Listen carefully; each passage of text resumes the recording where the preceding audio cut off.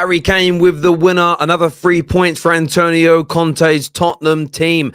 They may not be playing the most beautiful football in the world, but they are grinding out result after result after result after result. And the question I have for you, the viewers, tonight, does more respect need to be put upon their name? Absolutely magnificent.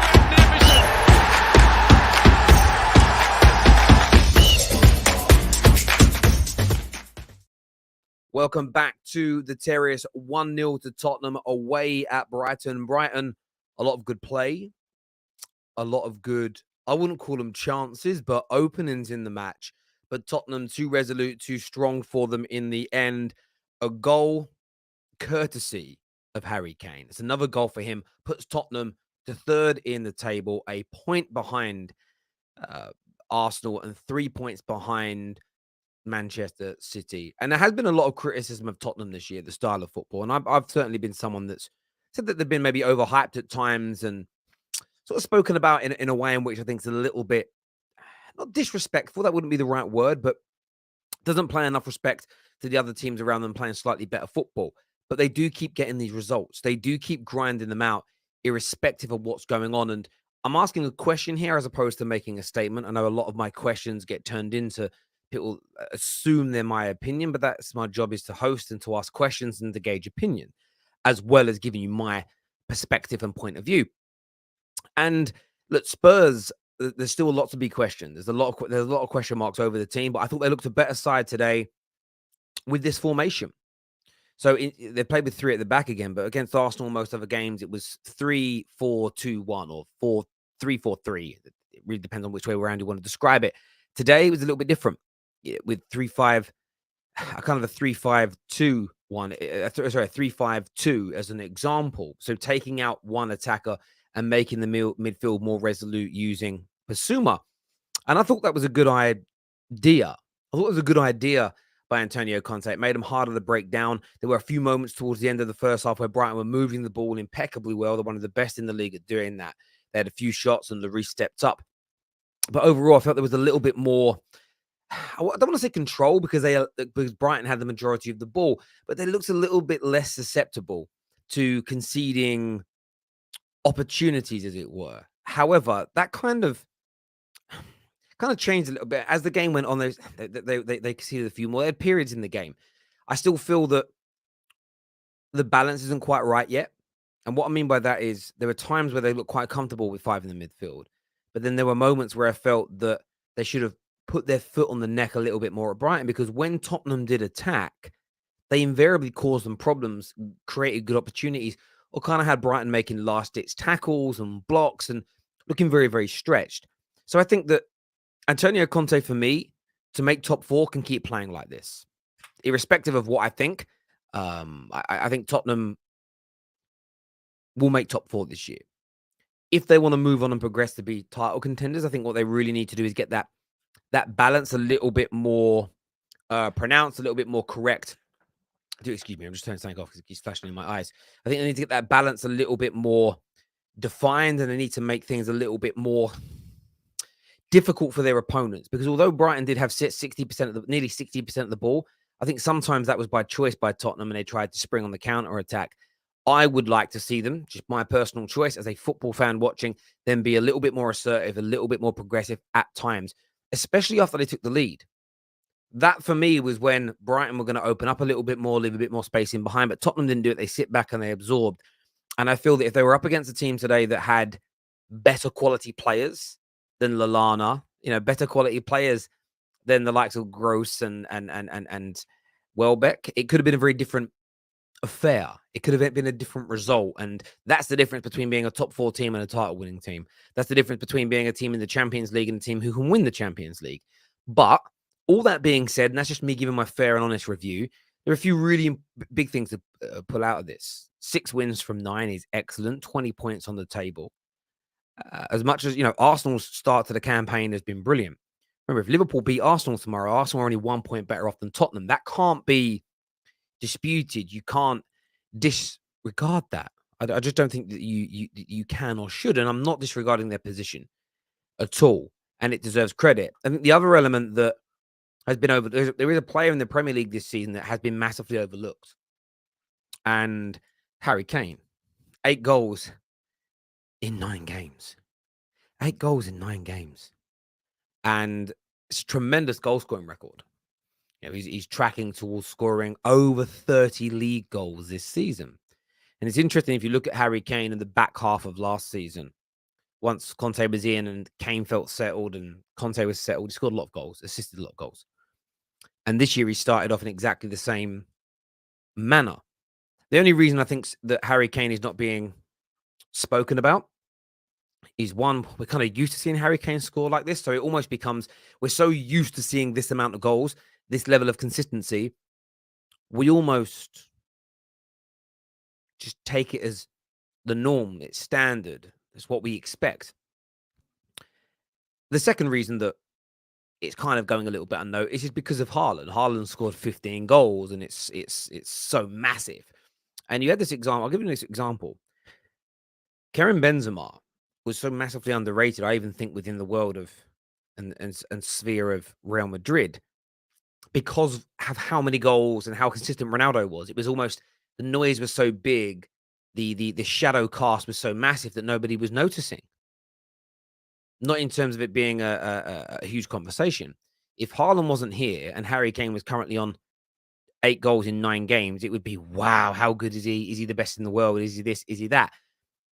And we're not doing that because of Haaland. But equally, we shouldn't be discounting that this is what Harry Kane's 8th, 9th season now as a main starter at Tottenham.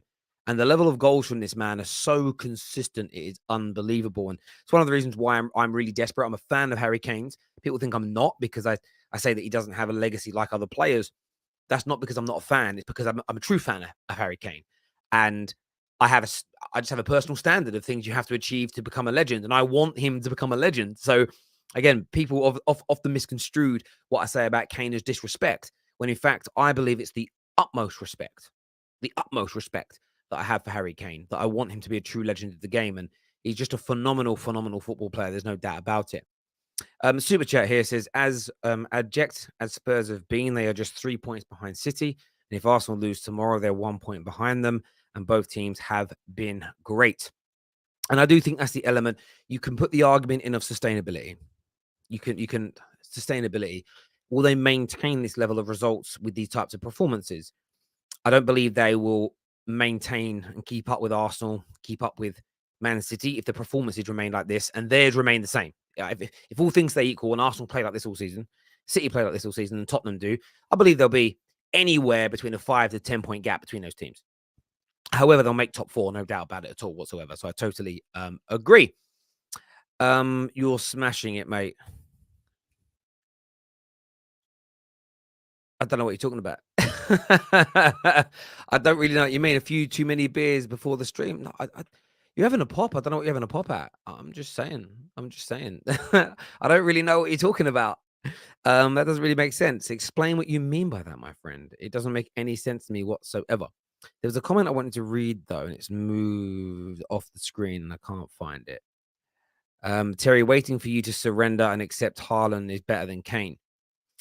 You need to watch more of my content, my friend. I've already stated that I think Haaland is the best finisher in the league.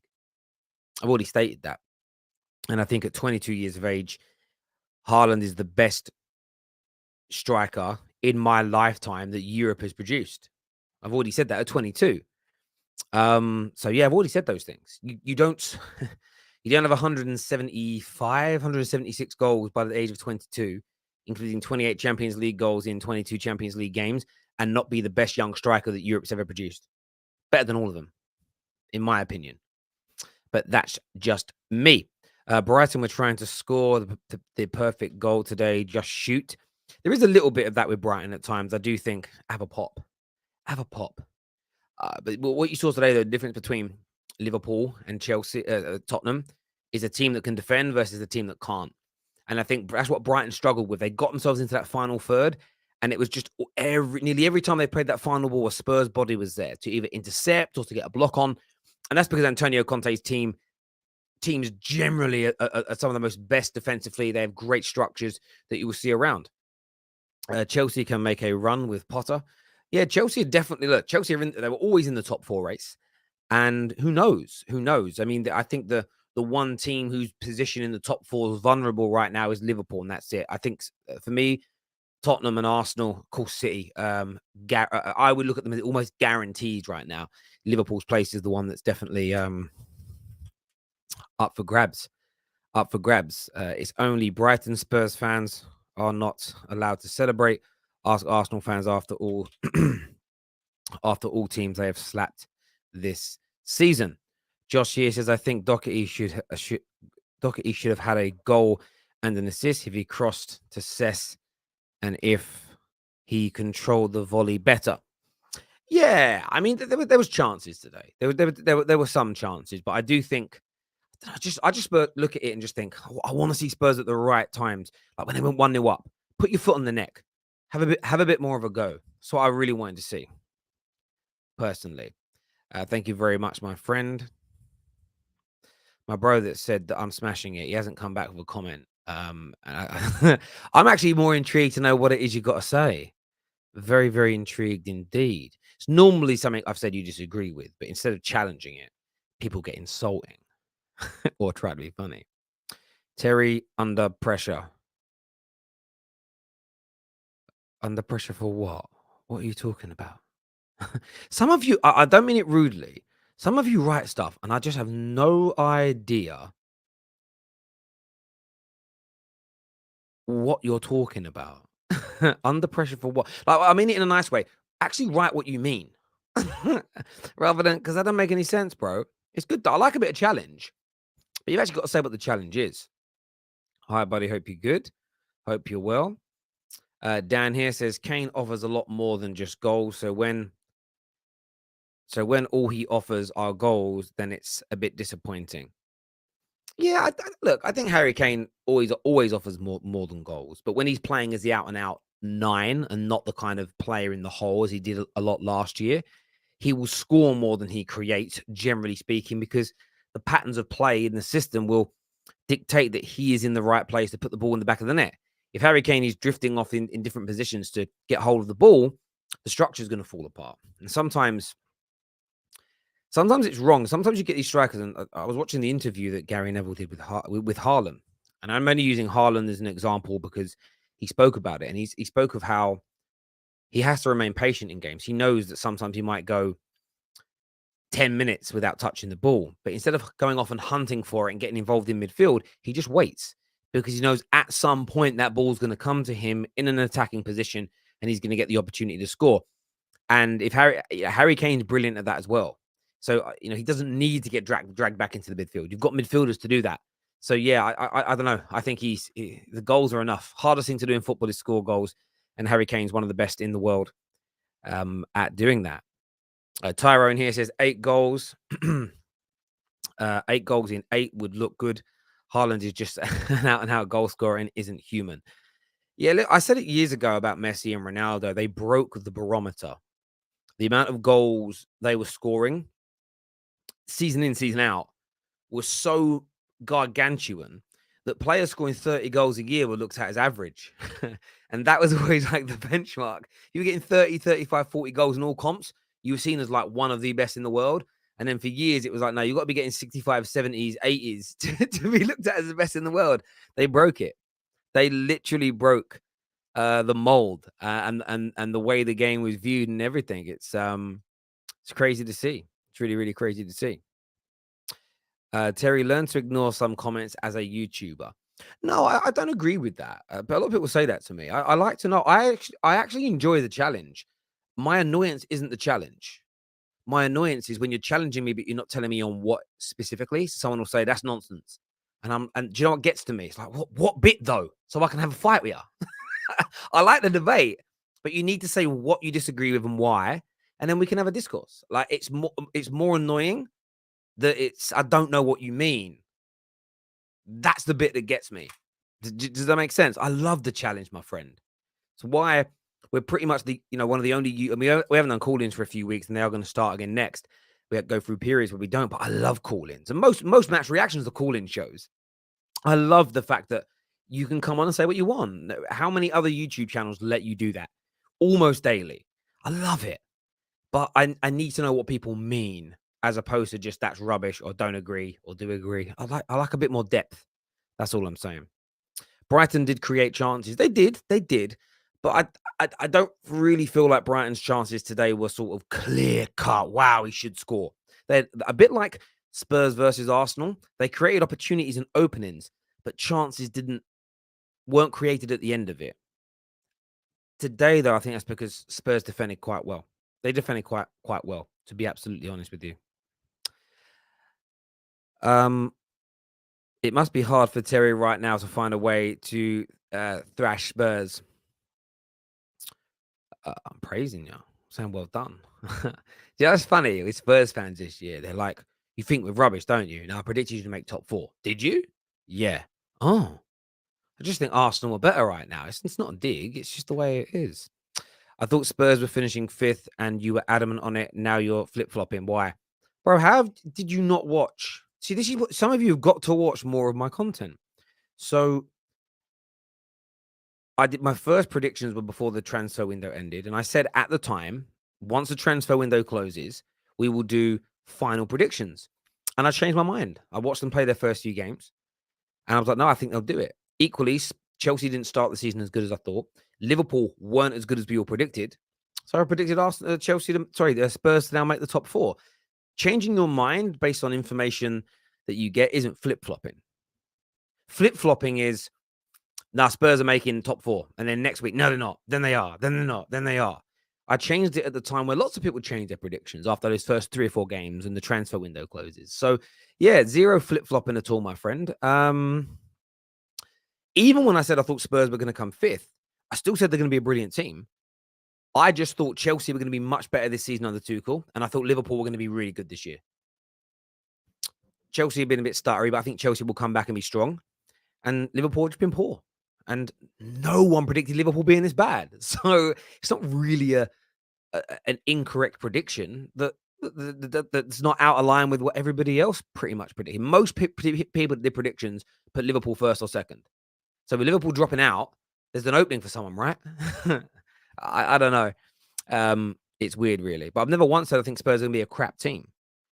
You won't find a piece of content in me saying that. Brighton were good. They couldn't finish. Yeah, Brighton were good in the middle. As I think I've already stated that. They were good in the middle. They moved the ball around well. But they really, for me, I didn't feel like they were ever going to score. I think I tweeted it about 60 minutes that they were running out of ideas. It would have taken a mistake from a Spurs player for them to have an opportunity. Any team would take Kane other than City. Of course they would. Any team in the world would buy Harry Kane. That's why if he retires with no trophies, I will not allow that to be an excuse as to why he's allowed. Oh, yeah, but he's at Tottenham, so he's allowed to not have trophies to be a legend. He doesn't have to be there. It's a choice. It's a personal choice. So we'll see what happens. Terry said we would finish 4th, but Arsenal would finish 3rd, I believe. I said Arsenal 2nd, actually. That got laughed at as well. But right now, I think people are like, oh, it could happen, it could happen. I did say, again, you guys need to watch the shows back. You guys need to, just, I'm not having a dig. If you don't watch our content, I'm really sorry to say this, but you don't get to say I'm wrong. I legitimately, 110% predicted Spurs to come 4th after we did the realignment, if that made sense. Because we always said we were going to do that. You need to watch the top 6 show twice a week, every Monday or Thursday. I'm going to put it up on the screen for you now. I think this is it here. I'm going to put it up on the screen so you can all see it. The graphic was ready, right? This shows you who, this is it here, I think. Yeah, look, there we go. That was my final Premier League prediction. As you can see. Can you see it? I've said it before. I think I didn't. And I also think, actually, forget top 6 show. I think I did this on an independent show as well, just me by myself. Watch the content, people. Like, come on. So it's there for. Terry, one of my hot takes before the season started was that Liverpool would not make the top 4. The other was Rashford having his best season for a long time. 5 goals in 8 games. True. Terry, would Haaland have scored the Ronaldo chance against Ammonia? Probably, but then he missed an easy one today. It will happen. And Listen, Haaland's not infallible. He will miss it. He will miss like crazy chances you don't expect him to miss in his career. All strikers for the history of time have. But yeah, Ronaldo definitely going through it at the minute. Definitely going through it.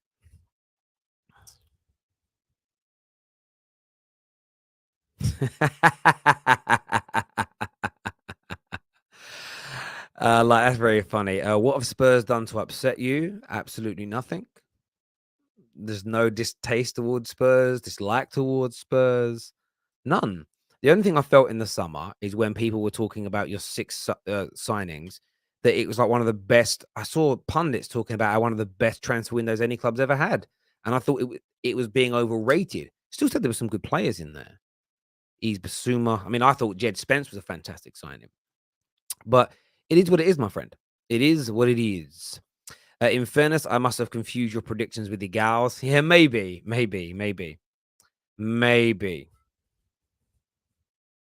You said Conte would be under pressure. Yes. I think if I believe this to be true, and if you think I'm telling porcupines, let me know. I think if Tottenham play like this and don't get the results, he'll be under pressure. Is that a outlandish statement? And if so, what part of that? If Spurs aren't playing the best attractive football and they're not getting the results that the fans think they should get, tell me why Antonio Conte would not be under pressure. And the second part of what I would say is this: my job as a host is to stimulate conversation. So I ask questions. I want to get people's takes. I might read something that goes viral on Twitter. It might be an opinion of a journalist. It might be an opinion of a footballer. There might be betting odds that are going crazy about a manager being sacked. My job as a host is to go, have you seen this news? What do you think of it? And gauge opinion. If I stop doing that, there is no content. I will say this about the modern day world. There's a lot of very, I think, undernourished, underloved people who cannot handle questions. Where if questions offend people and upset people, you're really going to struggle with actual life. I just want to put that out there. Calm down. So yeah, I asked a question, and equally, no one has said, Terry, that's just round talk. I don't quite know what that means, but that's what football conversations are. Equally, I'm putting it out there. That's all I said. That you need to start winning, because we've heard a number of Spurs fans phoning into the talk shows. There is pressure there. Of course there is. Always is for every manager. But there we go. Liverpool, Terry, predictions for Arsenal, Liverpool. I'm going 3-1 Arsenal tomorrow. I think they're going to have too much in the attack, and that Liverpool defense is leaky and creaky and weak as it stands right now. The mistake could have easily come from Romero foul at the end. I didn't think so. It was a silly foul to give away from Romero. But Brighton aren't scoring. You see the size of this Tottenham team. I don't think a team Brighton's size are scoring against them in the air. I'd rather, if I'm a Tottenham fan, I'd rather Brighton have corners and free kicks all game than actually dribble and dribble at us and work the ball through, try and work the ball through us. Because there's no way. There's no way. No way for me. There we go. Terry, I respect you as a person or content creator. I'm just challenging you on why you were being biased towards Arsenal and finding it hard to give us credit too. You're entitled to that view. I'm not biased towards Arsenal. It's just an opinion. I have no bias towards Arsenal. I'm not an Arsenal fan. I've just got an opinion. I said all summer, Chelsea, Spurs are going to be a good team this year. So you could be a hard team to beat. Said you got a world-class manager. I like a lot of your players. I just don't think you're playing the world's best football. I didn't think you had one of the greatest transfer windows of all time. And initially, I thought that Liverpool and Chelsea and Arsenal were going to be better than you this season. I've now changed my mind, and I think it'll be better than Liverpool, and I think it'll be better than Chelsea. So I don't really know like how that's not kind of giving you credit. Maybe it's because I'm giving Arsenal more credit, and probably for the past 2 or 3 years, I've often given Spurs more credit than Arsenal because you were better than them. So when you're better than, and this is what you'll see, if you stick around with the terrace instead of, and this is not a dig at you, it's just a general message. If you stick around long enough as a viewer and Spurs become better than Arsenal, you will see me say Spurs are now better than Arsenal. There is zero bias. I just speak as I see things. It's as simple as that for me. That's why the way people are calling me Arsenal bias now, 9 months ago, it was Liverpool bias. Liverpool bias, Liverpool bias. A year before that, it was Chelsea bias, Chelsea bias, Chelsea bias. A couple of years before that, I was really praising Man City a lot. And Liverpool fans, oh, you got a City bias, City bias. Every few months, I bias towards a new club. If you actually think about it and deep it for a moment, that's because I'm actually not biased. That's why it changes. Bias would imply that I'm always that way about one particular club over another, and I'm just not. It doesn't exist. It's not the way I am as a man. So there we go. Terry is a gooner in disguise. Well, you know, I've been accused of worse today. If you look at Antonio Conte's tactics and the way he is playing, you would know Conte is playing this way. He's done it at Chelsea and Inter. I'm not denying that this isn't Conte's way of playing. That isn't my point. I've never suggested that he's not playing his style of football. I'm simply stating that the way Spurs fans are as a general hub unit, if you're playing this way and you're not getting results, there's problems. And there's been some cracks appearing recently. Some of the fans, where they've been behaving. And I've just said that he needs to get back to winning ways this weekend. Otherwise, more cracks start to appear. More frustrations start to come in. You know, and the win today is going to really help in so many ways. You didn't want to go into this Frankfurt game, very important Champions League game, with the pressure of not winning in your last three, because there's already pressure starting to mount, and there should be pressure. And this is what I would say to Spurs fans. If you want to be like a big club, every game is pressure. Every game is pressure. That is the way fans of every single giant club in the world feel. Every game is big. Every game is massive. So yeah, everything I say, I believe 110%. Listen, everyone that's tuned in this afternoon, a massive Arthur's out for the rest of the year.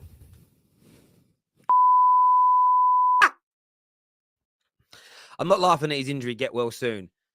I told you, Liverpool fans, this was a madness. Oh, my days. Anyway. Oh, no. My word. Is he really? Oh, God. Terry, you can't deal with the facts that Spurs are miles better than Man United. I mean, if you think that's it, you can have that belief, my friend. I'm very open to admit you're better than us. Very. I've never really had that debate that you're not better than us right now. Like, as things stand in this moment, you're ahead of us in the league. You're playing better than us. You're better than us. Yeah, I mean, I'm very happy to admit that. That is not. I have no issue with Tottenham, but that definitely isn't it. You can think it if you want, but that is wrong. I dislike most of our fans. I dislike most of our fans. I was for last time we won. Oh, for the last time we won something. I watch paint dry and other things to do. So I really can't read today. My dyslexia is really bad today. It's worse than it's been for a while. I'm going to read it on a different screen, but it's a little bit bigger. We won something. I watch paint dry and other things to do. So every game is a must win this year. I get what you're saying. Like, I get what you're saying there. Sorry. Maybe it's my read. Maybe it's the writing. I'm not too sure. But man, he is so annoying. You talk about me. Oh, my friend. It's very weird that you're watching me if I'm annoying. Did your girlfriend make you do it? She's like, put Terry on now. Put Terry on now and hold my hand. Just put the phone right by my ear. If you lay on my chest and put the phone by my ear, maybe it'll make me feel like Terry's here.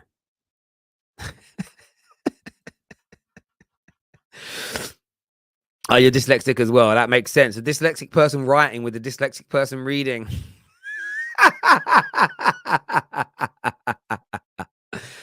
There we go. Listen, everyone that has tuned in, a big thank you to each and every single one of you. Smash the like button before you leave. Until next time, take care. Goodbye. God bless. And I'll see you all